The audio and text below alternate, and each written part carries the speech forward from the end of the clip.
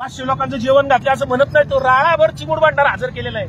म्हणजे चिमूडभर भांडारा एवढाच खंडोबाला लागतो. पण आम्ही कर्मकांडात अडकलो. अनेक आपल्याला या सगळ्या कर्मकांडात अडकलेल्या असल्यामुळं आपला समाज जगामध्ये गरिबीची जी काय 2 कारणं निघतात. एक तर अंधश्रद्धेत अडकली लोक, कर्मकांडात अडकली. दुसरं कारण आहे व्यसनात अडकली. आपण दारू पिऊ नये, दुसऱ्याला पाजू नये. नाही चांगलं काही करता आलं तरी जीवनामधून वाईट काही करायचं नाही.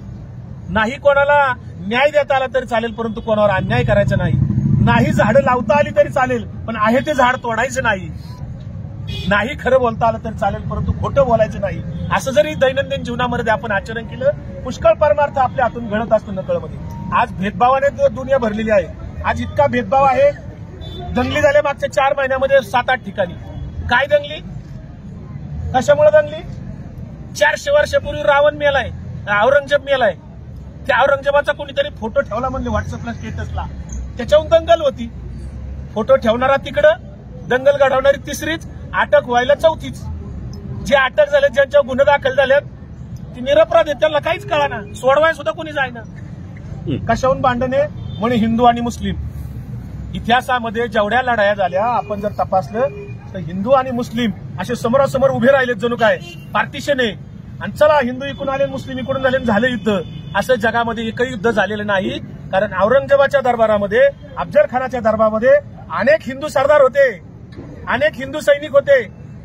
अफजल खान जेव्हा छत्रपती शिवाजीराजांना भेटायला आला, तो अफजल खानाचा वकील कोण होता? कृष्णाजी भास्कर कुलकर्णी होता. आणि छत्रपती शिवाजीराजांचा वकील कोण होता? गाजी हैदर होता. म्हणजे शिवाजीराजांच्या दरबारामध्ये 12 सरदार मुस्लिम होते. जवळपास 1000 पेक्षा जास्ती पठाण सैनिक होते. म्हणजे त्या जर धर्माच्या लढाया असत्या तर दोन्हीकडे सैनिक हिंदू मुस्लिम एकत्र मिक्स दिसले असते का? नसते दिसले. आणि 700 वर्ष इथं मोगलशाही होती. 700 वर्षामध्ये मग हिंदू धर्म इथं संपून जायला पाहिजे होता, पण नाही संपला. याचा अर्थ काय होतो? आपले संत त्याच काळात निर्माण झाले. ज्ञानोबा, नामदेव, सावतामाळी, गोरा कुंभार, चोखोबा, एकनाथ महाराज, तुकोबा राय, निळोबा राय, सगळे संत बघा तुम्ही, त्याच काळात तयार झालेले सगळे. संतांनी उलट जो काही त्रास सहन केला तो मुस्लिमांकडे नाही केला. मोगलांनी नाही त्रास दिला. त्रास दिला कोणी? पुरोहित पंडितांनी त्रास दिला. कारण त्यांचा धंदा पोटा पाण्याचा प्रश्न होता. संतांनी शॉर्टकट सांगितला लोकांना देवाकडे जाण्याचा. मधली वाट सांगितली, शॉर्टकट मधून जा, कशा इकडे येडे होऊन जाता, असा प्रवास सांगितल्यामुळे संतांना त्रास होणं स्वाभाविक आहे. आणि भोंदूगिरी इतकी वाढली. तुकाराम महाराज त्याच्यावर म्हणले, ऐसे कैसे झाले बोंदू, कर्म करोनी म्हणती साधू. अंगा लावून या राख, डोळे झाकोनी करीती पाप. आज सध्या जे महाराज लोक मोठमोठे दिसतात ना टीव्हीवर आपल्याला, आध्यात्मिक गुरु वेगवेगळे हेलिकॉप्टर मधून फिरतात. करोडो रुपयाची त्यांची प्रॉपर्टी आहे. आपल्याला वाटतं मंत्र्यांकडेच लय प्रॉपर्टी आहे, आपल्याला वाटतं खासदार आमदाराकडेच लय प्रॉपर्टी आहे. खोटे बरं काय.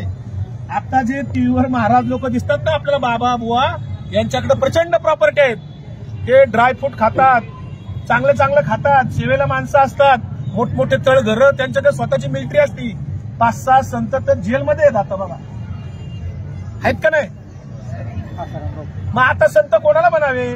तुकाराम महाराजांनी संतांचा सत्संग करा, परमार्थ करा. संतांचा सत्संग करायचा तर संत आपल्याला या संत साहित्याच्या आधाराने आपल्यासमोर जिवंत आहे. तुकाराम गाथेचा जर आपण सत्संग केला तर आपल्याला संतांचं दर्शन होईल.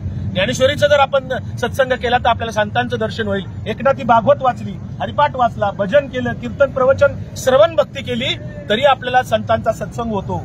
मात्र आज धंदेवाईत बोंदुगिरी करणारे भगव्या कपड्यातले लोक आज देवाच्या नावाने, धर्माच्या नावाने लोकांना फसवतायत, अंधश्रद्धा सांगतायत.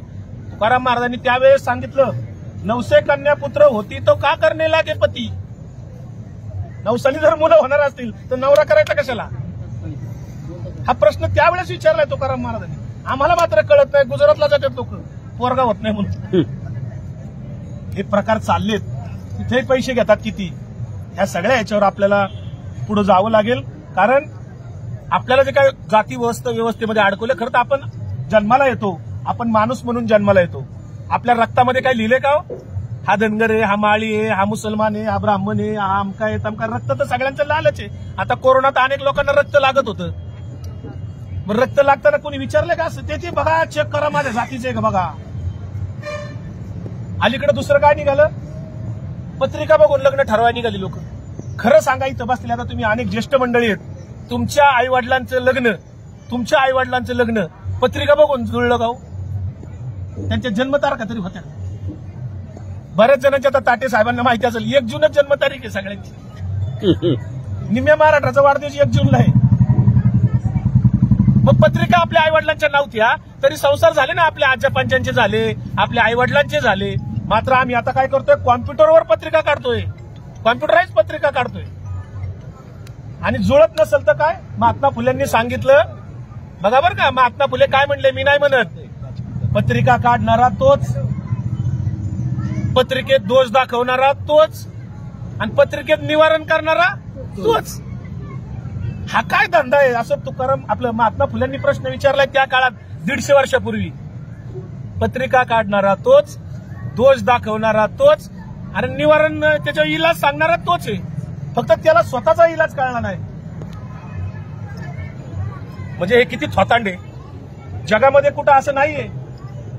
त्यामुळे आपल्याला अंधश्रद्धेत कर्मकांडात अडकून आपला पैसा शोषला जातोय, शोषण केलं जाते, आपलं खिशे कापले जात आहेत रोज, व्यसनाधीनतेमध्ये अडकलेली माणसं आहेत. आणि म्हणून मग आपण जे काय आता आंदोलन चाललंय ते, या आंदोलनामध्ये अनेक लोक यायला पाहिजेत, पण समाजामध्ये नकारात्मकता फार वाढलेली आहे. शेवटची एक गोष्ट सांगतो मी, आणि मला वाटतं वेळ होत आली असेल. शेवटची एक गोष्ट सांगतो की ही गर्दी कुठे गेली नेमकी, नको तिकडे गर्दी जाते. आता ती कोणती आता डान्स करती बाई, गौतमी पाटील, तिचा जर डान्स ठेवला असता इथं जागा पुरली असती का, बिल्डिंग पाडली, फार वर बसली असती लोक, बिल्डिंगवर सगळ्या त्या शॉपिंग सेंटरवर बसली असती. पत्रा पाडला. पण इथं आंदोलन चाललंय, झाडं जागवायची आहेत. 400 वर्षापूर्वीचं झाड जागले. यांचा काय वैयक्तिक स्वार्थ आहे का आंदोलन करणाऱ्यांचा? याच्यात काय फायदा आहे का त्यांचा? काहीच नाही. त्यांच्या घरावर काय सोन्याची कौलं पडणार आहे का? पण त्यांची आग्रहाची जी मागणी, ती सत्याची मागणी. गांधीजींनी सत्याग्रहाचं हत्यार दिलं, गांधीजींच्या मार्गाने हा सत्याग्रह चाललेला आहे.